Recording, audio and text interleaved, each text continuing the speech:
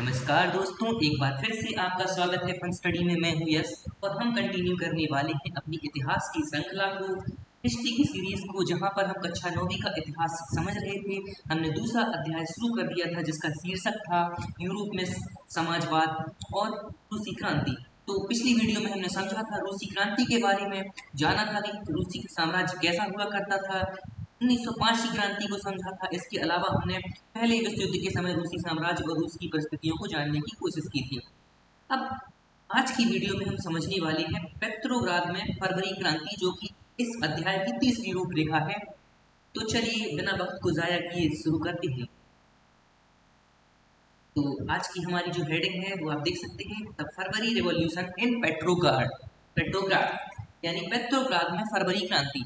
Petrograd असल में वास्तविकता में जो रूस की पुरानी राजधानी हुआ करती थी एक समय पर, ये रूस की राजधानी थी जब रूस और यूरोप के हिस्से रूस से अलग नहीं हुए थे। तो सन 1917 की सर्दियों में राजधानी पेट्रोग्राद की हालत बहुत ज्यादा खराब थी। ऐसा लगता था मानो जनता में मौजूद भिन्नताओं को ध्यान में रखकर ही शहर की बनावट तय की गई है। ऐसा लग रहा था देखकर कि जनता में जो भिन्नताएं मौजूद हैं उनको ही ध्यान में रखकर शहर की बनावट निश्चित की गई है। मजदूरों के क्वार्टर और कारखाने नेवा नदी के दाएं तट पर थे।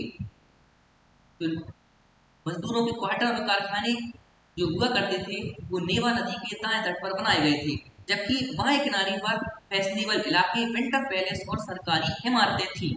जिस महल में ड्यूमा की बैठक होती थी वह भी इसी तरफ था। फरवरी में मजदूरों के इलाके में खाद्य पदार्थों की भारी कमी पैदा हुई। उस साल ठंड भी कुछ ज्यादा पड़ी थी, भीषण कोहरा और बर्फबारी हुई थी। संसदीय प्रतिनिधि चाहते थे कि निर्वाचित सरकार बची रहे, इसलिए वह जार द्वारा ड्यूमा को भंग करने के लिए की जा रही कोशिशों का विरोध कर रहे थे।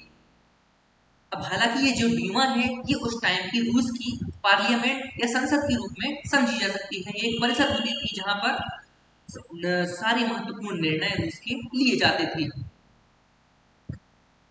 तो 22 फरवरी को दाएं तट पर स्थित एक फैक्ट्री में तालाबंदी घोषित कर दी गई। अगले दिन उस फैक्ट्री के मजदूरों के समर्थन में 50 फैक्ट्रियों के मजदूरों ने हड़ताल का ऐलान कर दिया। बहुत सारे कारखानों में हड़ताल का नेतृत्व कर औरतें कर रही थी। इसी दिन को बाद में अंतर्राष्ट्रीय महिला दिवस बनाया गया या अंतर्राष्ट्रीय महिला दिवस का नाम दे दिया गया। 22 फरवरी के दिन को इसी कारण अंतर्राष्ट्रीय महिला दिवस का नाम दे दिया गया, क्योंकि उस टाइम जो हड़ताल हो रही थी, जो स्ट्राइक हो रही थी, उनको लीड कर रही थी वुमेन्स, कई सारी वुमेन्स। आंदोलनकारी जनता बस्ती पार करके राजधानी के बीचों बीच नेवस्की प्रोस्पेक्ट तक आ गई।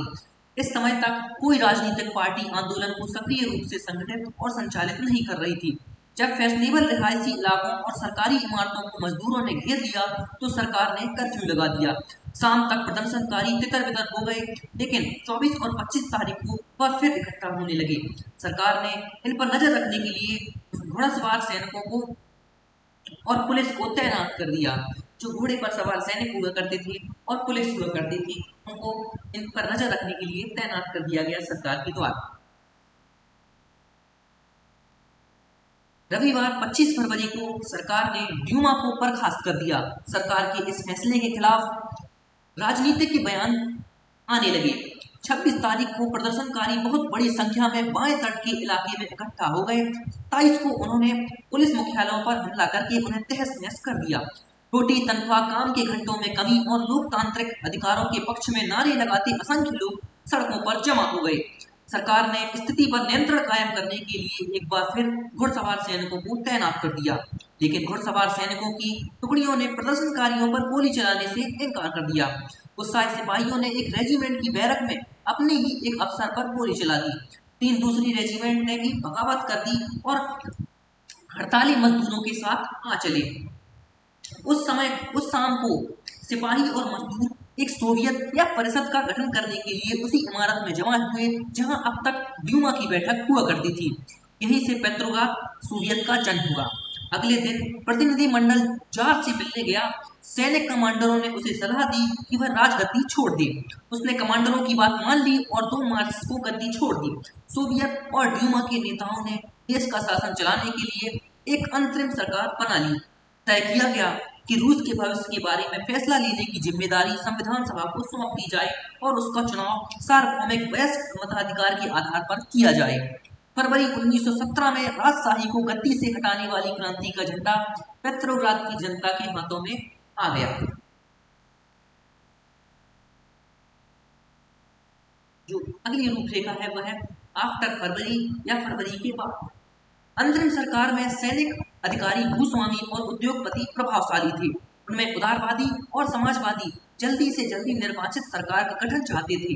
जनसभा करने और संगठन बनाने पर लगी पाबंदी हटा ली गई। हालांकि निर्वाचन का तरीका सब जगह एक जैसा नहीं था, लेकिन पेट्रोग्राद सोवियत की तर्ज पर सब जगह सोवियतें बना ली गई। अप्रैल 1917 में बोल्शेविकों के निर्वासित नेता व्लादिमीर लेनिन रूस लौट आए।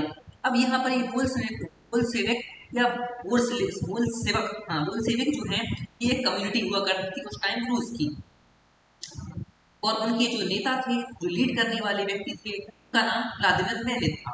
हम इनके बारे में पिछली वीडियो में भी पढ़ चुके हैं। लेकिन लेनिन के नेतृत्व में बोल्शेविक 1914 से ही युद्ध का विरोध कर रहे थे। उनका कहना था कि अब सोवियतों को सत्ता अपने हाथ में ले लेनी चाहिए।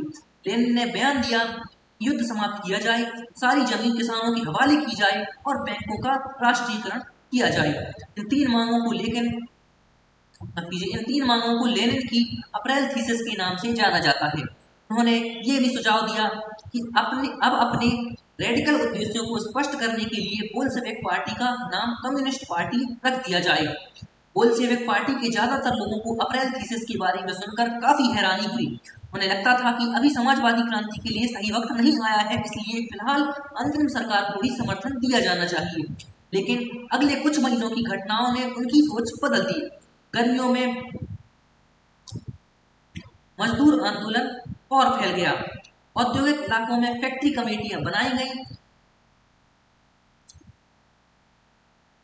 इन कमेटियों के माध्यम से मजदूर फैक्ट्री चलाने के मालिकों के तौर तरीकों पर सवाल खड़ा करने लगे। ट्रेड यूनियनों की तादाद बढ़ने लगी। सेना में सिपाहियों की समितियां बनने लगी।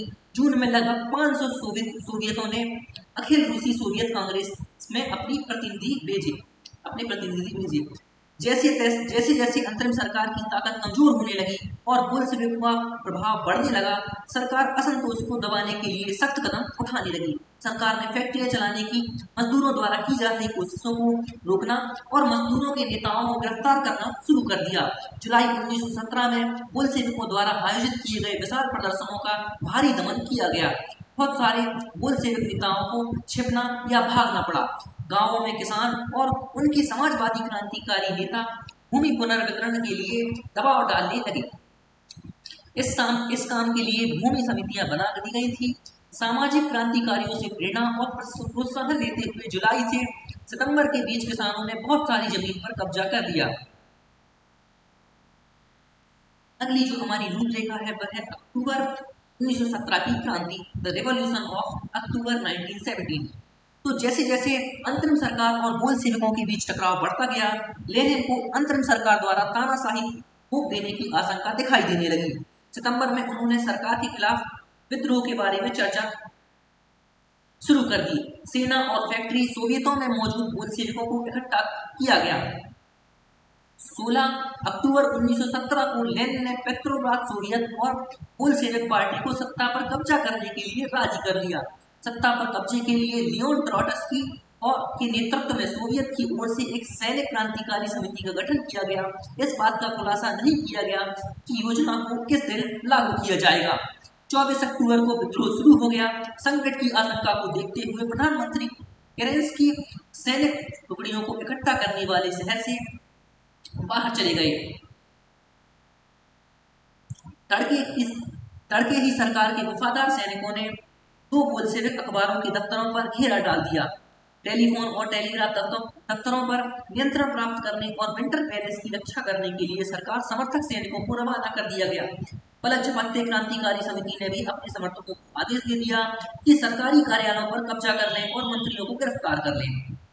उसी दिन अरोरा नामक युद्धपोत ने विंटर पैलेस पर बमबारी शुरू कर दी। अन्य युद्धपोतों ने नीवा के रास्ते से आगे बढ़ते हुए विभिन्न सैनिक ठिकानों को अपने नियंत्रण में ले लिया। शाम ढलते ढलते पूरा शहर क्रांतिकारी समिति के नियंत्रण में आ चुका था और मंत्रियों ने आत्मसमर्पण कर दिया था। पेट्रोग्राद में अखिल रूसी सोवियत कांग्रेस की बैठक हुई, जिसमें बहुमत ने बॉल्शेविकों की कार्रवाई का समर्थन किया। अन्य शहरों में भी बगावतें होने लगी। दोनों तरफ से जमकर गोलाबारी हुई, खासतौर से मॉस्को में। लेकिन दिसंबर तक मॉस्को पेट्रोग्राद इलाके पर बोल्शेविकों का नियंत्रण स्थापित हो चुका था। तो ये हमारी अक्टूबर 1917 की रूस की क्रांति थी, जब लेनिन के आदेश पर जो बोल्शेविक थे उन्होंने सारे सरकारी कार्यालयों पर कब्जा जमा लिया और सरकार को अपने नियंत्रण में ले लिया। हमने समझा कि कैसे पेट्रोग्राद में क्रांति जो थी वो उसने अपना स्थान लिया। मुझे आशा है कि आपको सारा का सारा जो कॉन्सेप्ट है, जो मैंने वर्णन दिया है, वो अच्छे से क्लियर हो गया होगा, स्पष्ट रूप से आपको समझ में आ गया होगा। और फिर भी अगर कोई शंका, कोई संशय आपके मन में रह जाता है तो आप कमेंट सेक्शन में निसंदेह पूछ सकते हैं। मैं उसको मिटाने का पूर्ण प्रयास करूंगा। और आज के लिए इतना ही। तो धन्यवाद, शुक्रिया। देखते रहिए फन स्टडी और शेयर कीजिए अपने दोस्तों के साथ, अपने भाइयों बहनों रिश्तेदारों के साथ। अगर आपको ये जानकारीपूर्ण वीडियो लगी हो, थोड़ी सी इन्फॉर्मेशन आपको इस वीडियो के द्वारा मिली हो। बहुत बहुत शुक्रिया।